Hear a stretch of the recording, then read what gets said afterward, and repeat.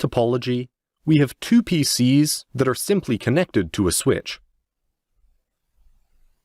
We will start by analyzing the configuration of the VLAN, making a show VLAN on switch A.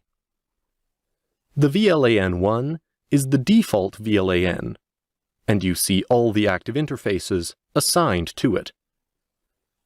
The information you see here is not stored in the running-config file, nor that of the startup-config, but in a file called VLAN.dat, which is located in the flash memory of the switch.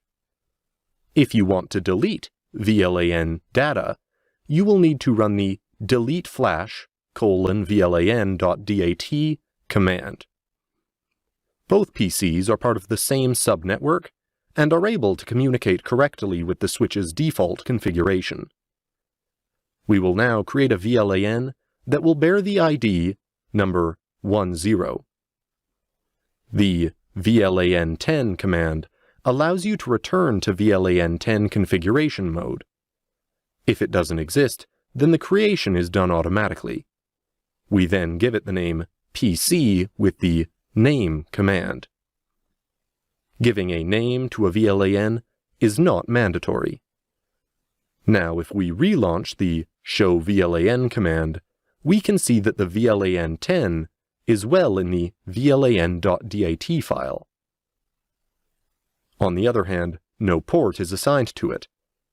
So we're going to add fast Ethernet ports 0/1 and 0/2. To do this, you have to connect to each of the interfaces, then set up the access mode with the switch port mode access command, and place the interface in the VLAN you want with the switch port access VLAN command. Both PCs are now part of the VLAN10 and can communicate again. The Show Interfaces switch port allows us to display a lot of information, such as the type of interface and the number of VLAN to which it belongs. We will now add a switch, which will be called switch B, on which we will move the PCB. Now this is what our topology looks like. As with switch A, you have to create the VLAN10 that will also be called PC, and assign it to the port so it is connected to the PCB. The next step, so that PC A and B can communicate together on the same VLAN, is to create a trunk link between the two switches, to circulate the tagged frames of VLAN10 from one switch to another. Here, in this example, we see that the command switchport mode trunk is rejected on both switches. If we want to change the interface to trunk mode, we will first have to change the type of encapsulation on the two switches.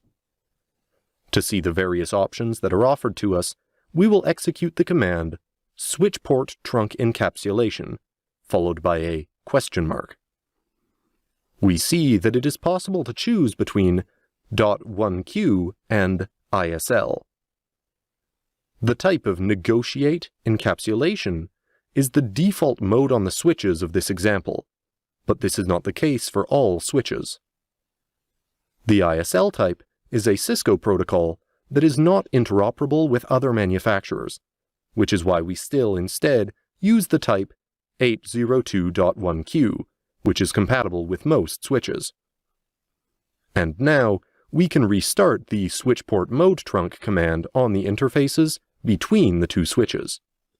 We can confirm that we have a trunk between the two switches by making a show interfaces FA0/48 switchport on the two switches. The operational mode is .1Q, and a ping from PC A to B works perfectly. PCs A and B communicate correctly through the trunk link. If now we do a show VLAN on switch B, we notice that we do not see the port FAO/48. Well, this is completely normal, because this command only displays interfaces in access mode. To display those in trunk mode, you need to use the show interfaces trunk command.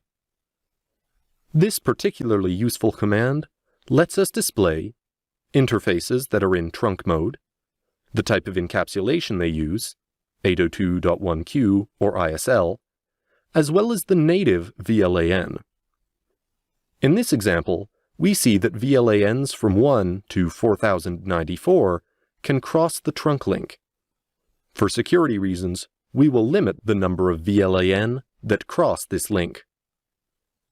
The first order removes the VLAN from 1 to 4094, and the second adds the VLANs from 1 to 50. And if we restart the command, show interface trunk of the interface 0/48, only VLANs from 1 to 50 are now allowed to transit on the link.